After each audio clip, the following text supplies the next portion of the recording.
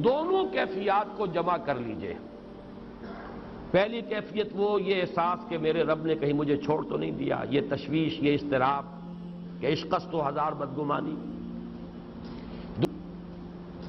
دوسرا احساس یہ کامیاب ہو سکوں گا، اتنا بڑا بھاری بوجھ اٹھا سکوں گا، کیا یہ مشن، اس کی ذمہ داری میں ادا کر سکوں گا؟ یہ دوسری تشویش ہے، اور اس میں ہمت کا کچھ جواب دے جانا، جیسے کہ نیورستینیا کا لفظ میں نے استعمال کیا۔ ان دونوں کیفیات کو جمع کیجئے تو اب صوفیاء کی ایک اصطلاح کے حوالے سے بات سمجھ میں آئے گی۔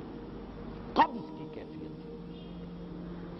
شدید قبض کی کیفیت تھی محمد الرسول اللہ صلی اللہ علیہ وسلم پر، جس میں کہ یہ سورہ مبارکہ نازل ہوئی ہے آپ کی دلجوئی اور تسلی کے لیے۔ اس کے لیے ذرا تھوڑی سی وضاحت مجھے کرنی پڑے گی۔ دیکھیے، انسانوں کی اکثریت تو ان پر مشتمل ہے جو بے حس ہوتے ہیں اور غبی ہوتے ہیں، جو ہو جائے ڈھیٹ انسان، کسی چیز کی کوئی خاص، بس اپنی فکر ہے، اپنے بطن اور فرج کے تقاضے ہیں، مال جمع کرنا ہے، اس سے آگے کوئی اور فکر نہیں، کوئی سوچ نہیں، کوئی احساسات نہیں۔ کسی کے دل پر کیا بیت رہی ہے ہمیں کیا، وہ جانے۔ کوئی بھوکا ہے ہمیں کیا۔ ایک وہ کیفیت ہے کہ قافلے کو دیکھ کر آئے قبیلے کو، اور حضور صلی اللہ علیہ وسلم کی کیفیت وہ ہو گئی جس میں کہ حضرت خدیجہ رضی اللہ تعالی عنہا نے وہ قدم اٹھایا۔ ایک یہ کہ ہوا کرے، ہم کسی کے ذمہ دار تو نہیں، لا ابالی، جیسے آ چکا ہے پچھلی صورت میں، من بخل واستغنی استغنا۔ ان لوگوں کو چھوڑ دیجئے تو ایک اقلیت انسانوں کی ایسی ہوتی ہے جن کے لیے میں دو لفظ اب استعمال کر رہا ہوں، ذہین اور حساس۔ ذہین اور حساس لوگوں میں قبض اور بسط کی کیفیت، یہ مختلف سائیکلز ہیں جو آتی رہتی ہیں۔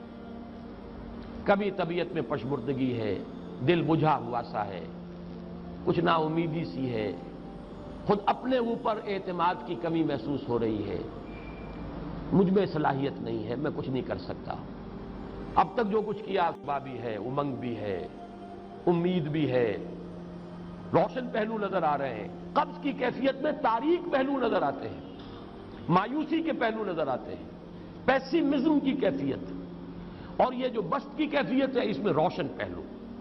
دیکھو یہ بھی تو ہے نا، آخر یہ بھی تو ہوا ہے، اور بھی ہو سکتا ہے، آخر اب تک میں نے یہ کام بھی تو کر لیا، آگے بھی مشکل آسان ہو سکتی ہے۔ یہ دو کیفیات ہیں قبض اور بسط کی، جن کو کہ صوفیاء کرام نے یہ اصطلاحات، یہ عنوان دیے، قبض اور بسط۔ جتنی انسان کے اندر حساسیت کی کیفیت زیادہ ہوگی، ذہانت زیادہ ہوگی، اتنا ہی یہ جو ویوز ہیں اس کی ایمپلیٹیوڈ زیادہ ہوتی ہے۔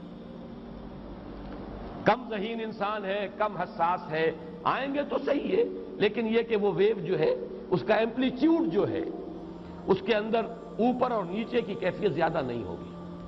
لیکن جتنا یہ معاملہ بڑھتا ہے، یہ جو ویو ہے اس کے ایمپلیٹیوڈ بڑھتا چلا جاتا ہے۔ لیکن نارمل انسان کا معاملہ یہ ہے کہ یہ حدود کے اندر رہے، اسی کی ایک کیفیت جو ہے ایب نارمل جب ہو جاتا ہے، یہی ہے جو جدید ہماری جو سائیکولوجیکل میڈیسن ہے اس میں اسے مینیکس ڈپریسو سائیکوسس کہا جاتا ہے۔ مایوسی ہوئی تو اتنی ہوئی کہ جیسے کمر ٹوٹ کر رہ گئی، اور اسی ڈپریشن میں ہوتی ہیں خودکشیاں، خودکشی کر جاتا ہے، ڈپریشن۔ کچھ روشن پہلو نظر ہی نہیں آ رہا، کوئی امید کا پہلو نظر ہی نہیں آ رہا، کوئی صورت نظر نہیں آتی، کوئی امید بن نہیں آتی، کس طرف جاؤں، کدھر دیکھوں، کسے آواز دوں، اے ہجوم نامرادی، دل بہت گھبرائے ہیں۔ اور جب آدمی محسوس کرتا I can't face these realities، he commits suicide۔ یہ اور جب کیفیت ہوتی ہے انشراح کی تو آدمی خوب بھاگ رہا ہے، دوڑ رہا ہے، امنگ ہے، محنت ہے، دوڑ رہا ہے، امیدیں ہیں، اب ہر چیز کا روشن پہلو نظر آ رہا ہے۔ عجیب ہے یہ۔ اصل میں مجھے کچھ تجربہ بھی ہوا ہے، ہمارے خاندان میں بھی یہ مرض موجود رہا۔ میرے والد مرحوم کافی طویل عرصے اس مینیک ڈپریسو سائیکوسس کے مریض رہے۔ کچھ ہوتا ہے یہ معاملہ، ویسے بھی شاید ہمارا خاندان جو ہے اس کیٹیگری میں آتا ہے جس میں ذہانت نسبتاً کچھ زیادہ ہے، حساسیت بھی نسبتاً کچھ زیادہ ہے۔ یہ دوسری بات ہے کہ کوئی شخص جو ہے یہ فلسفے کے طور پر اختیار کر لے کہ اپنے آپ کو ڈھیٹ بنا لینا ہے، یہ فلسفہ بھی بن سکتا ہے، لیکن یہ ہے کہ اگر آدمی چھوڑ دے اپنی طبیعت کو تو یہ دونوں کیفیات آتی ہیں۔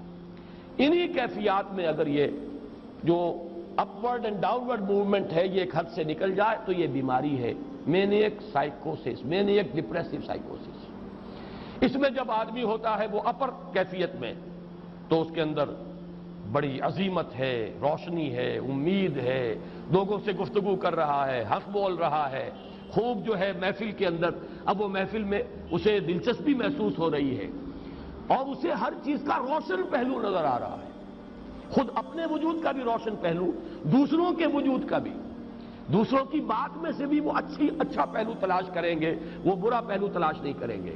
جب دوسری کیفیت ہے ڈپریشن کی، ہر ایک کی بات میں کوئی برائی نظر آئے گی، کوئی اس کی نیت کا فطور ہے، کوئی فساد ہے، کوئی یہ جو ہے بدنیتی کے ساتھ یہ بات کر رہا ہے، کوئی خیر کہیں ہے ہی نہیں، برائی ہی برائی ہے، مایوسی ہی مایوسی ہے، بدلی ہی بدلی ہے۔ یہ ہے در حقیقت وہ کیفیت، اس کو غالب نے بہترین انداز میں تعبیر کیا ہے۔ ذہین اور حساس انسانوں میں ان کی جو ترقی ہے وہ انہی مراحل سے ہو کر گزرتی ہے، اور ہر ڈپریشن کے بعد، ڈپریشن میں اس سینس میں استعمال نہیں کر رہا یعنی بیماری کی حد تک پہنچنے والی ڈپریشن نہیں، صرف قبض کی حد تک پہنچنے والا معاملہ۔ ہر قبض کے بعد جب بسط آتا ہے تو آگے ترقی ہوتی ہے، جس کو آپ کہتے ہیں بائی لیپس اینڈ باؤنڈس، آدمی جو ہے چھلانگ لگاتا ہے، گویا کہ ایک درجہ جو پہلے تھا اس سے آگے درجہ انسان کا جو ہے اس سے بلند تر پوزیشن پر انسان پہنچتا ہے۔ ہر قبض کے بعد جو نیا بسط آتا ہے وہ ایک نئی کیفیت، نئی شان، نئی بلندی، نئی رفعت لے کر آتا ہے۔ اس کو غالب نے تعبیر کیا ہے بہت خوبصورت انداز ہے، رکتی ہے میری طبع تو ہوتی ہے رواں اور، یعنی شاعر بھی کبھی ایسا وقت آتا ہے شعر جو ہے اس پر نازل ہی نہیں ہو رہا، شعر نہیں کہہ پا رہا، طبیعت میں رکاوٹ سی ہے، بندش سی ہو گئی ہے، کوئی کلام موضوع ہو ہی نہیں رہا، لیکن پھر جب یہ کیفیت جو ہے بدلتی ہے اور جب پھر بسط کی کیفیت آتی ہے، رکتی ہے میری طبع تو ہوتی ہے رواں اور، پھر اس کے اندر ایک جولانی نئی ایک کیفیت جو ہے انشراح کی، وہ ایک بالکل نئی کیفیت، نئی شان کے ساتھ۔ یہ ہے وہ معاملہ جو ان آیات مبارکہ کے پس منظر میں ہے۔ اسی لیے اب میں آپ کو اس کا حوالہ دے رہا ہوں، تفسیر مظہری میں قاضی ثناء اللہ پانی پتی رحمت اللہ علیہ نے بہت عمدہ بات فرمائی ہے کہ حالت قبض اگر کسی شخص پر طاری ہو تو اس حال میں اکسیر کا درجہ رکھتی ہے یہ سورہ مبارکہ، اس لیے کہ یہ نازل ہوئی ہے محمد الرسول اللہ صلی اللہ علیہ وسلم پر اسی حالت قبض میں۔ وَالضُّحَىٰ وَاللَّيْلِ إِذَا سَجَىٰ مَا وَدَّعَكَ رَبُّكَ وَمَا قَلَىٰ وَلَلْآخِرَةُ خَيْرٌ لَكَ مِنَ الْأُولَىٰ وَلَسَوْفَ يُعْطِيكَ رَبُّكَ فَتَرْضَىٰ أَلَمْ يَجِدْكَ يَتِيمًا فَآوَىٰ وَوَجَدَكَ ضَالًّا فَهَدَىٰ وَوَجَدَكَ عَائِلًا